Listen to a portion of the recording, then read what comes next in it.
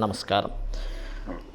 హయగ్రీవ హయగ్రీవ హయగ్రీవేతి యో వదేత్తస్య నిస్సరతే వాణీ జహ్నుకన్యా ప్రవాహవత్.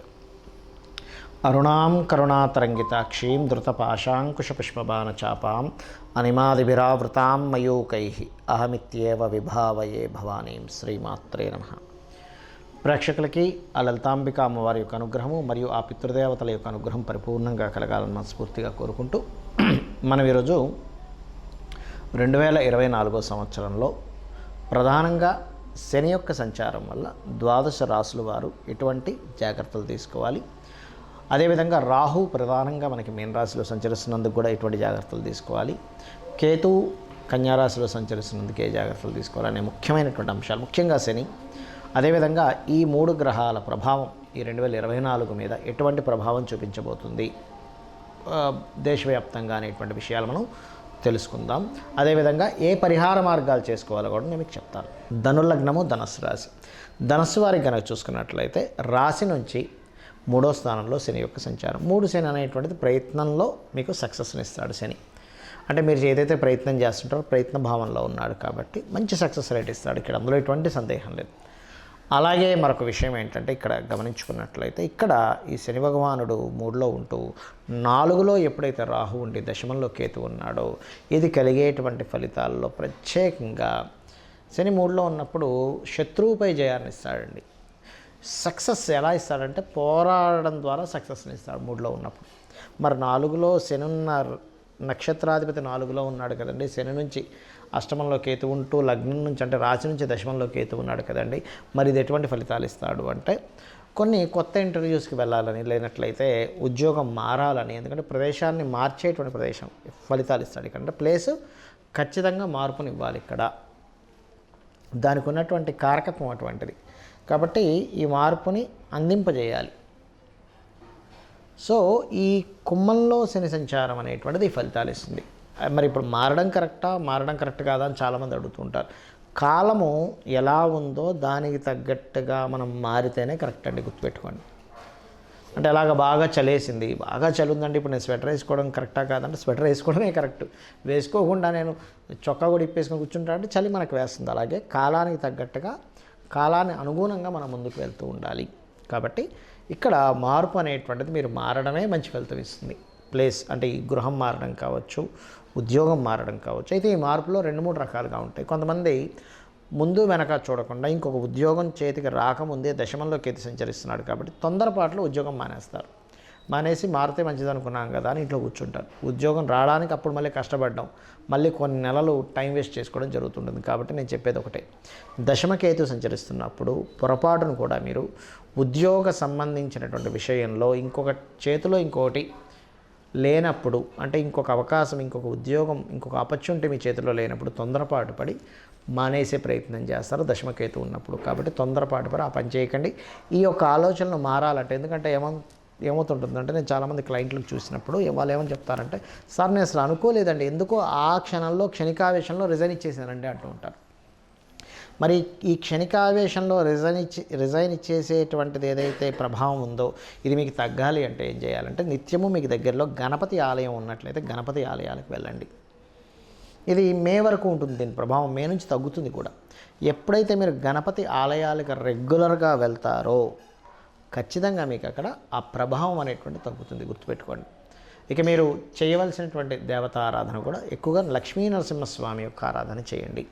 గణపతి ఆరాధన ముఖ్యంగా ఈ యొక్క ఉద్యోగ సంబంధించిన విషయంలో ఇబ్బంది కలగకుండా ఉండడానికి లక్ష్మీ నరసింహస్వామి యొక్క ఆరాధన ఏమి చేస్తుంది మీకు అంటే, మీ పూర్వజన్మ కర్మలు ఏవైతే ఉన్నాయో, బ్యాడ్ కర్మాస్ ఏవైతే ఉన్నాయో ఈ ఆరాధన ద్వారా దగ్ధం అవుతాయి, మంచి కర్మలు వస్తూ ఉంటాయి. అంటే ఏమిటి, లక్ష్మీ నరసింహస్వామి యొక్క ప్రభావం ఏదైతే ఉందో పర్టికులర్గా ఇక్కడ అనేకమైనటువంటి విషయాలను కంట్రోల్ చేస్తుంది. 4లో ఉన్న రాహుని కంట్రోల్ చేస్తుంది, దశమంలో ఉన్న కేతువు యొక్క ఎనర్జీని కంట్రోల్ చేస్తూ ఉంటుంది. కాబట్టి ఇది చేయండి. చేస్తూ విదేశాల్లో పిఆర్ అంటే పర్మనెంట్ రెసిడెన్స్కి గ్రీన్ కార్డుకి కూడా రాహు బ్రహ్మాండంగా పనిచేస్తుంటాడు ఇక్కడ. ప్రధానంగా శని భగవానుడు మనకి శాస్త్రాల్లో బృహత్పరాశర హోరా శాస్త్రంలో కానీ వీటిల్లో చెప్పినటువంటి అంశం ఏమిటి అంటే, శని భగవానుడు కనుక ప్రధానంగా ఎప్పుడైనా కానీ గుర్తుపెట్టుకోండి, ఈ యొక్క కుంభరాశుల్లో సంచరించేటప్పుడు అందులోని కుంభములో శతభిష నక్షత్రం ఉంటుంది, పూర్వాభాద్ర నక్షత్రం ఉంటుంది. అయితే ఈ శతభిష పూర్వాభాద్ర నక్షత్రం వారు కొంత జాగ్రత్తగా ఉండాలి. ఒకటి, అక్కడ కొంచెం తల్లిగారి ఆరోగ్య విషయంలో జాగ్రత్తగా ఉండాలి పర్సనల్గా తీసుకుంటే. కానీ ప్రపంచవ్యాప్తంగా, దేశవ్యాప్తంగా, మన ఇండియా పరంగా చూసుకుంటే ఏమిటి అంటే, ఇక్కడ ప్రధానంగా ఈ యొక్క సారాయి లేకపోతే అంటే మత్తు పానీయాలకు సంబంధించినటువంటి విషయంలో కొంతమంది చూడండి, పలానా వైన్ షాప్స్ అవి తీసుకుని ఉంటారు, ఎక్కువ రేట్ పెట్టి తీసుకుని ఉంటారు. అలాంటి వాళ్ళు ఇబ్బంది పడతారు. ఎందుకు అంటే ఇక్కడ మత్తు పానీయాలు అమ్మేటువంటి వాళ్ళ మీద ఈ అంటే మత్తుని కలిగించేటువంటిది ఏదైతే ఉంటుందో గుర్తుపెట్టుకోండి, బండగా వీళ్ళకి ఇబ్బంది వస్తుంది. ఇది బాగా అర్థం చేసుకోండి. ఎందుకంటే చాలామంది తెలియక, అంటే నాకు తెలిసిన వాళ్ళు చాలామంది తెలియక ఏం చేస్తుంటారంటే, సరే నేను ఇదేదో ఇందులో నాకు ఇది లక్కీగా లాటరీ కనుక నేను ఇందులో వేస్తే నాకు గనక వస్తే నేను ఇంతకు అమ్ముకుంటాను, నాకు దీనివల్ల డబ్బులు వస్తాయి అనుకుంటారు. దీనివల్ల మీరు దెబ్బతింటారు. కాబట్టి పర్టికులర్గా ఈ యొక్క జోలికి వెళ్ళకపోవడమే మంచిది.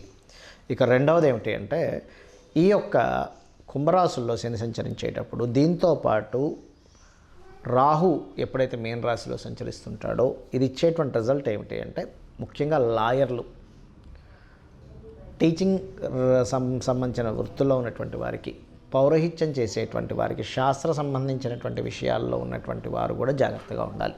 అంటే ఎందుకు అంటే, ఈ రాహువు మాయ అంటారు. రాహువు మాయాకారకుడు. మనకి మీరు కనుక గమనించినట్లయితే కాలాన్ని నియంత్రించేవాడు రాహు. రాహువుకి మేఘము అనేటువంటి పేరుతో కూడా చెప్తారు. అంటే మేఘము, మబ్బుల్ని రాహుగా చెప్తూ ఉంటారు.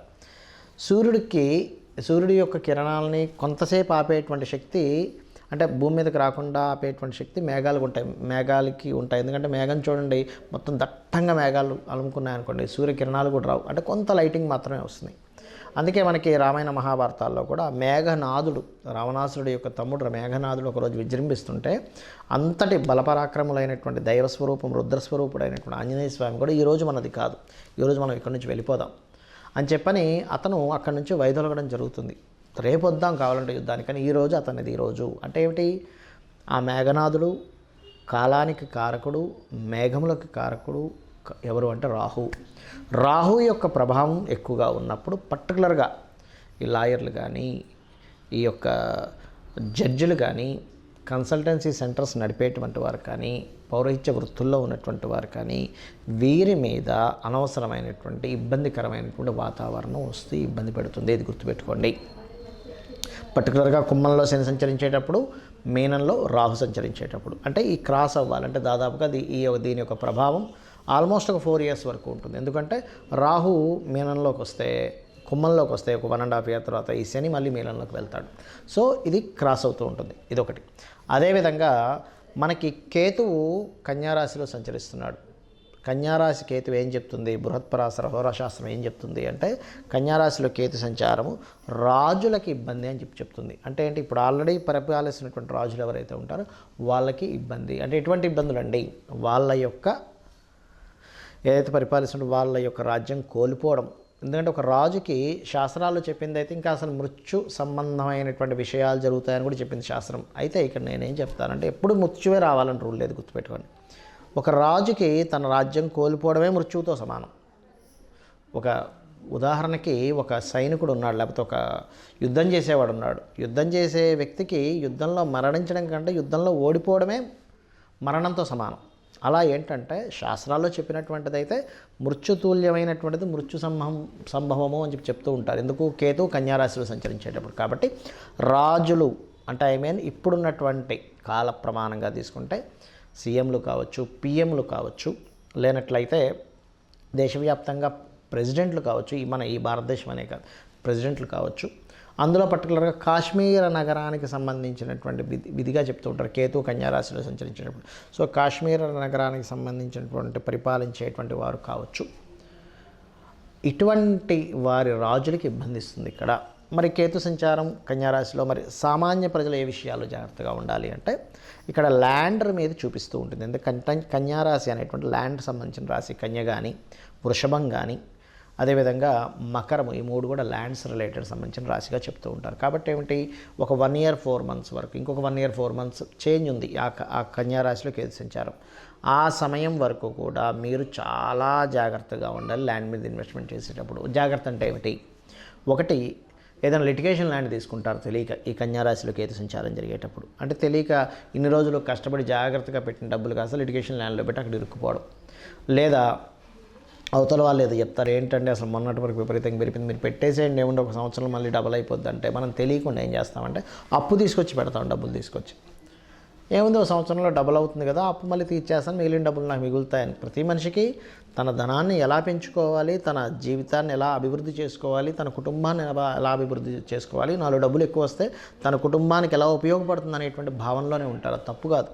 కాకపోతే ఏంటంటే కేతు ఈ సంచారం జరిగేటప్పుడు షార్ట్ టర్మ్గా ధనం పెరుగుతుంది, షార్ట్ టర్మ్గా భూముల మీద పెరుగుతాయి అనేటువంటి కాన్సెప్ట్ పక్కకి తీసేయండి. ఒక సంవత్సరన్నర పాటు, సంవత్సరన్నర తర్వాతే మీరు ఆ యొక్క వీటిల్లోకి వెళ్ళండి అనేటువంటిది చాలా క్లియర్గా ఈ కేతు సంచారం అనేటువంటి చెప్తుంది.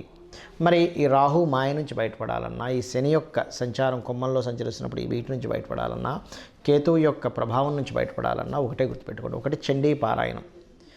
కలియుగంలో కలౌ చండీ వినాయక అంటారు. అంటే గణపతి యొక్క ఆరాధన, చండీ యొక్క ఆరాధన అద్భుతమైన ఫలితాలు ఇస్తుంది. ముఖ్యంగా కుంభరాశిలో శని సంచారం చండీ పారాయణం చేయడం ద్వారా, మీనరాశిలో రాహు యొక్క సంచారం వల్ల పితృదేవతలకి చేయడము మరియు దుర్గా ఆరాధన ద్వారా, అదేవిధంగా కన్యారాశిలో ఉన్నటువంటి కేతువు యొక్క సంచారం వల్ల, నేను మీకు ల్యాండ్ సంబంధించి చెప్పాను. ఇప్పుడు కొంతమందికి అదే వృత్తిగా ఉంటుంది.